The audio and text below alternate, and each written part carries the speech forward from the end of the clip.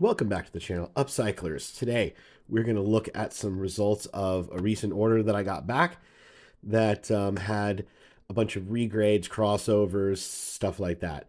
The cards themselves were already included in the reveal video where I used the PSA app the other day, so no big surprises here per se, but definitely some stuff worth talking about. First, we're going to look at this Garbage Pail Kid card.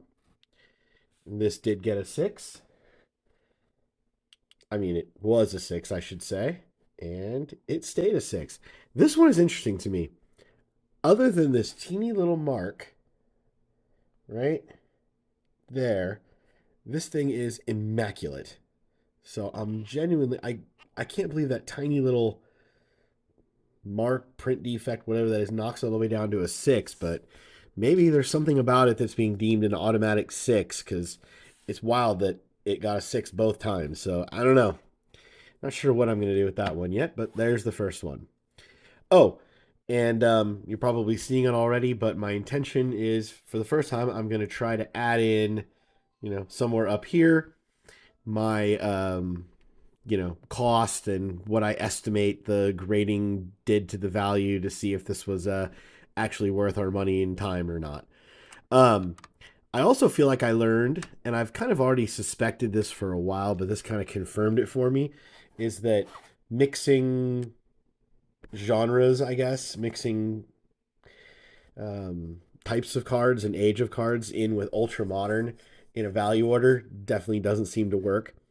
Because, while, I would imagine a value order, just logically running a business, right? A value order with a lot of ultra modern cards probably go to some of the more junior um, graders. And I threw in a couple of Marvel and Garbage Pail cards in this order that if you watched that other video, you saw those grades were just all over the place.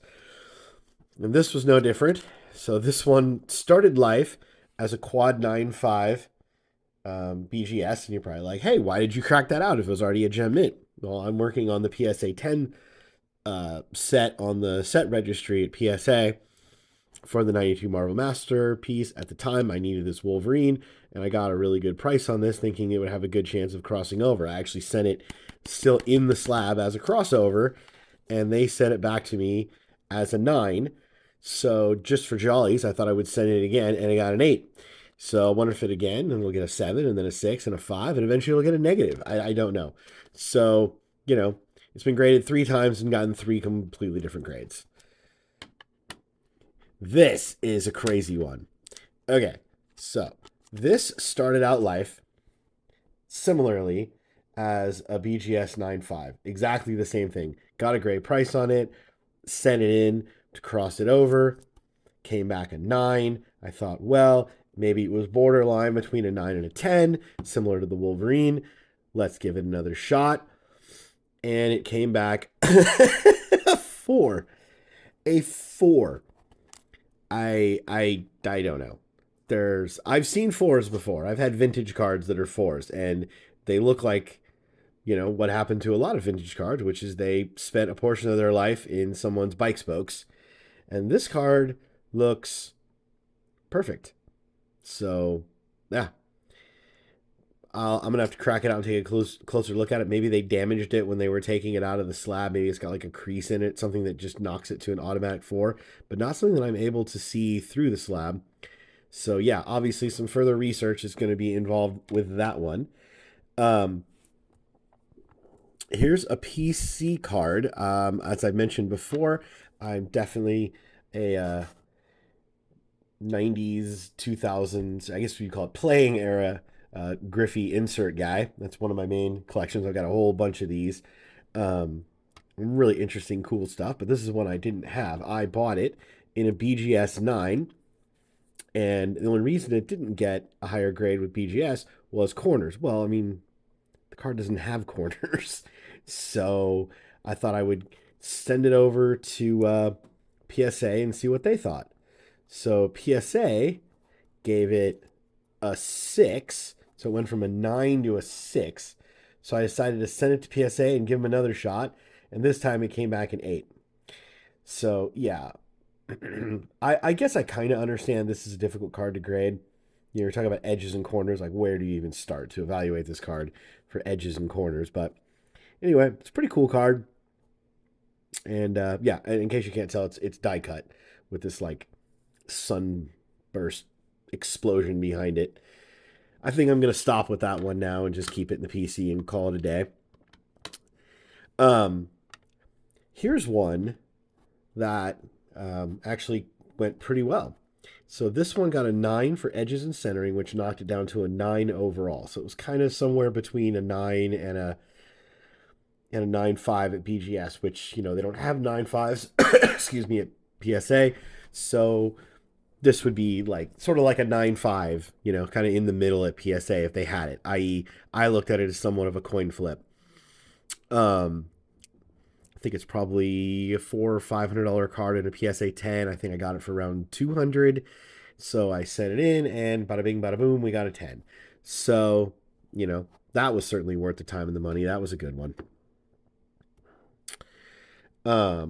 This is just a cool card. Um, I couldn't see anything wrong with it. The 9 added very little value, basically the same as raw. So I decided to roll the dice because I needed a couple more cards to fill out the order. So I cracked it, hoping that it was close enough to a 10 that, you know, a kind soul over at PSA might bro me and get me a 10. And it did, in fact, not get that. So I'm really just out another 19 bucks, but I think I'm going to stop and go ahead and sell it. Now, similar to the Black Panther earlier, that was just kind of like a what kind of thing, we've got this Shohei. So I'm going to insert the clip um, where I reviewed this card when I cracked it before I sent it in. Now's the featured attraction. This is the mystery PSA 6. Okay, for this to have gotten a PSA 6, there must be something fairly obviously wrong with it.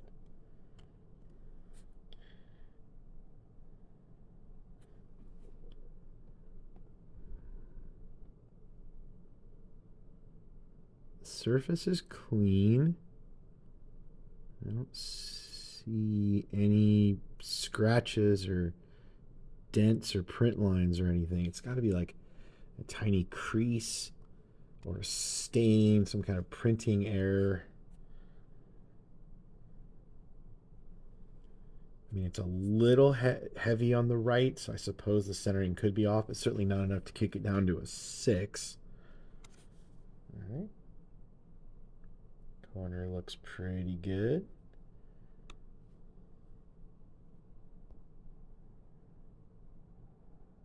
Corner looks pretty good.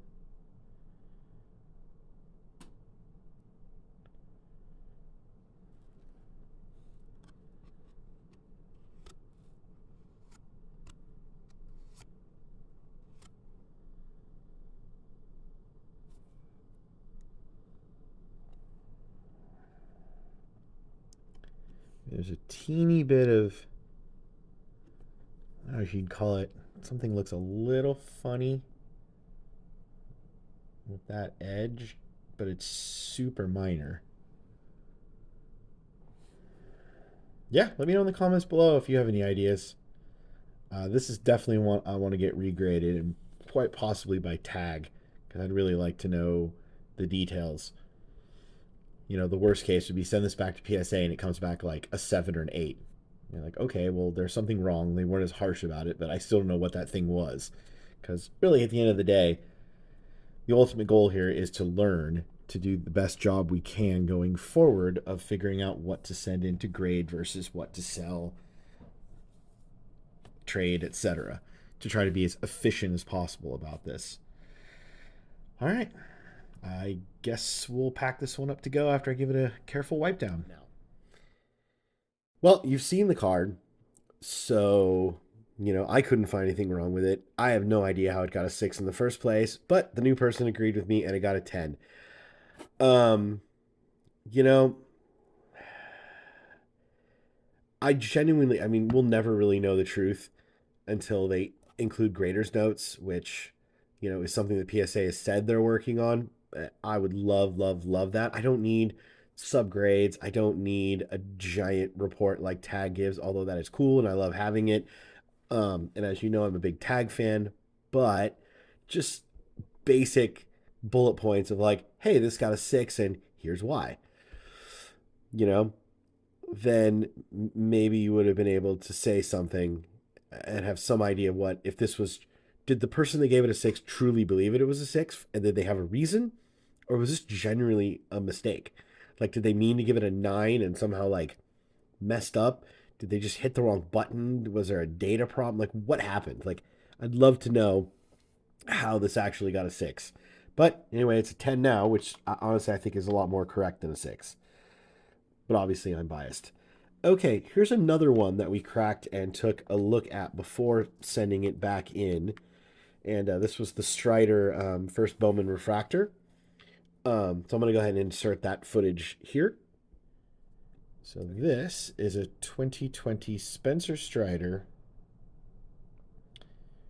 first Bowman Chrome Refractor. I'm just going to keep moving it around. If anybody has any ideas, please jump into the chat and let me know.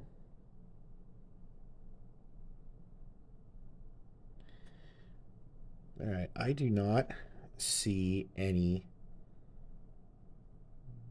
scratches or dings or print lines anywhere.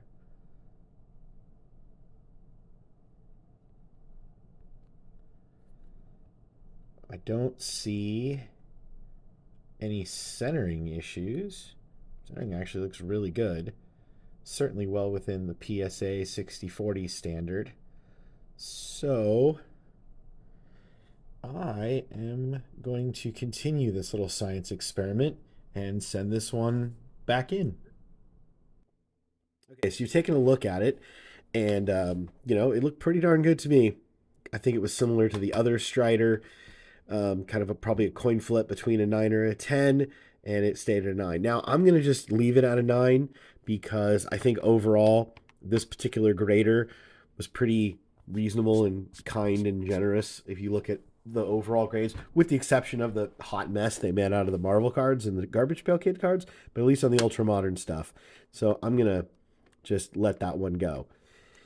And that was also partially why I did want to try resending, because the overall last order that a lot of these came in was just a pretty harsh one. So I thought some of the 9s had a chance of getting 10s, which, as you know, for whatever reason in the market, makes a massive difference to the end price, especially on cards that I was planning on selling. So now, this was interesting. I bought this in an SGC 10. This is the True Blue out of 150 Rafael Devers rookie from Topps Chrome 2018. And I sent it into PSA, and PSA gave it a 9. And again, similar to the Strider, same logic. This was in an order that was particularly critical of the cards, and there were a lot of low grades and 9s instead of 10s overall in the order. So similar to the Strider, I thought I'd roll the dice and see if another person would be a little kinder to it, and in fact they were. So that's awesome, awesome stuff right there. So in fact, I was able to download these images via that same PSA app. I actually listed a number of these cards for sale before they physically actually even got here by like a day, kind of over this past Veterans Day weekend.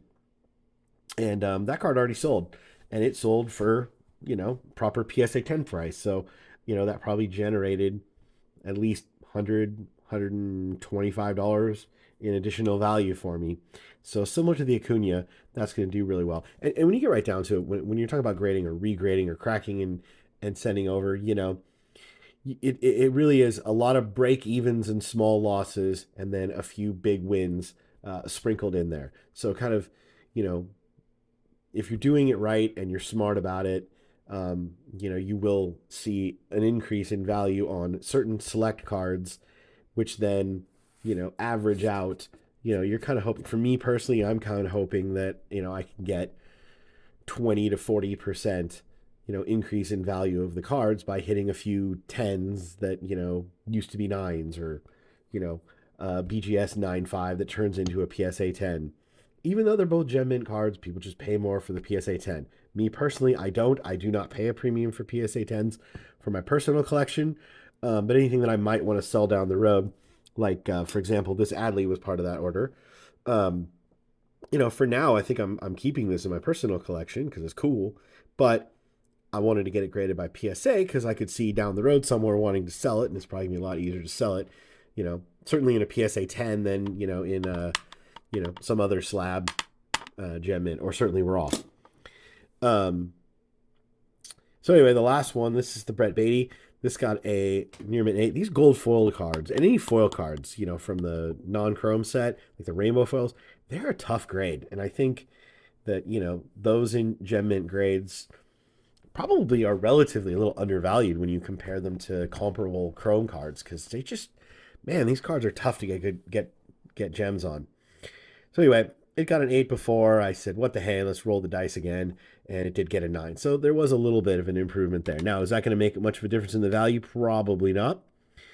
But it might make it sell a little faster. One thing I do want to also mention that has absolutely nothing to do with grading, and I'm going to throw on the end of the video here, is just a little recent pickup. Like, I think this card is awesome, and I'm so excited about it. I got it on an eBay auction. It was a great deal. As you can see, it's the 101. It's the Topps Dynasty 2022 Wit. This is the dual relic auto 1 of 1. I just think this card's awesome. Definitely for the PC. Not going to bother getting that graded because why grade a 101? I like the way it looks, how it is. So anyway, as always, thank you very much for your time and your support of the channel. I really do appreciate it. We're getting oh so close to 500 subscribers, which will allow me to monetize.